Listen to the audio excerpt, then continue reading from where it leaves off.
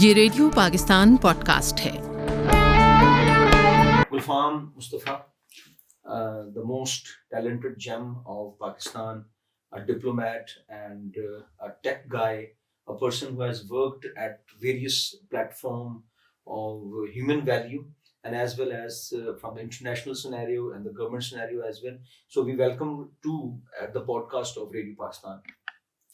Thank you so much, Imran, and I'm humbled with your words. Okay, thank you. And it's an honor to be here at Radio Pakistan and be a part of the podcast. So I'm very happy because we have been connected a lot since decades, and I do feel the gravity and some high vibes while sitting with you and talking to you likewise. It's also a surprise for me that Radio Pakistan as an institution is growing, and we have like this huge setup here for podcast, and these are modern practices in broadcasting. So I'm happy that you are contributing to the growth and development of this institution. And with your skills, and I have already always been inspired. Okay, it's the podcast, not mine, of yours, and obviously it's a personality thing of yours. I should always acknowledge the contributions of people like you.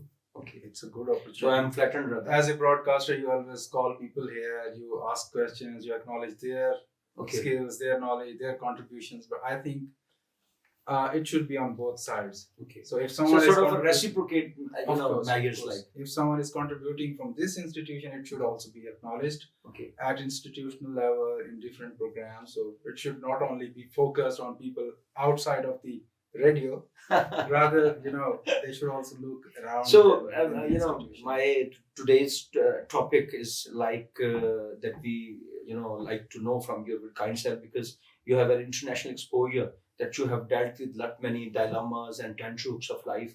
So there's a lot many stress in our lives, and especially the youth and even our elderlies have become victim of frustration, dejection, sort of anxiety and stress and all sort of things. That every second person is a victim of these sort of things. So there are a lot many things: financial aspects, social aspects, environmental aspects, familial issues likewise. So how could we cope with them, and how could we come out of that stress management like? Honestly, Imran, I'm not a psychologist. I can only say based on my own understanding and my experience. So I think stress is mainly caused when someone does not understand the purpose of his life, what he wants to do.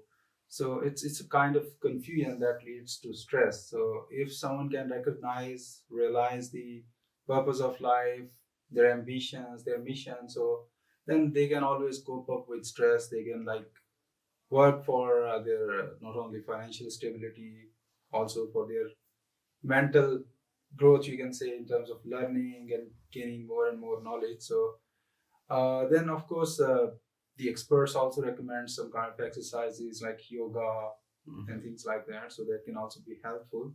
So, but I think sorry to say that sometimes yoga is something very something extra for the folks that we have, the financial discrepancies and all that intricate sort of things that we have been just confronting too far. Because sometimes a yoga name is very irrelevant to the many people living in the countryside and the peripheries as well. I understand that, and it's not a very common practice in our culture. But when I was working in UNDP, when we had a session on yoga, we hired an expert there. She came from Portugal.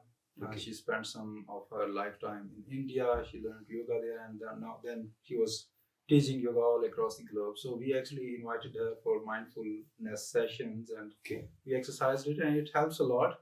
So if we can at some stage promote it in Pakistan, I think it can be also very helpful. But on the other side, we have our spiritual practices as well. If we pray 5 times a day, we have a sense of connection with God. So it also helps us heal our wounds. So it can be very helpful. And other than that, people need solution for their problems, but there is no one to guide them. So if, for example, if you also refer to youth, so I would suggest if we can set up some kind of centers or like a setup where we can provide them with mentorship, with some life coaches, etc. So it can be very helpful, and it can be set up within the educational institutions.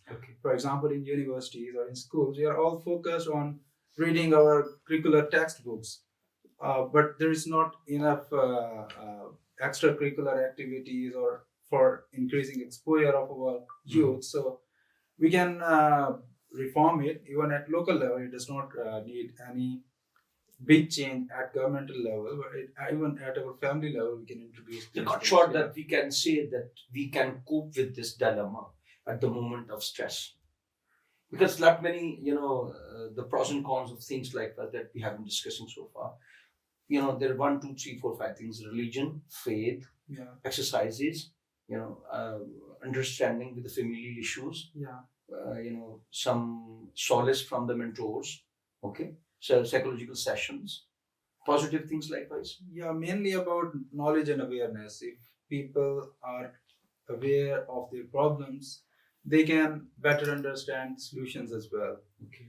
So it's all about, mentor is all, to help people understand their problems, but at the end they have to come up with solutions. Okay. So I think more and more awareness about different aspects of life, different possibilities, different opportunities for growth, it can help to cope up with these kind of challenges. Okay. So we can do so, obviously. It's not a hard nut to crack, rather to overcome the follies and the woes and the foes of ours. So stress manage can be done so far. Simple is this, that believe on Allah subhanahu wa ta'ala's existence. Secondly, to do very positive things in life. And certainly these sort of things are very important in our life. So thank you very much, Gulfam, for having good time with us. And obviously it's a very precious session with you to inculcate something positive for the folks and for the rest of us as well. Thank you very much. All the best.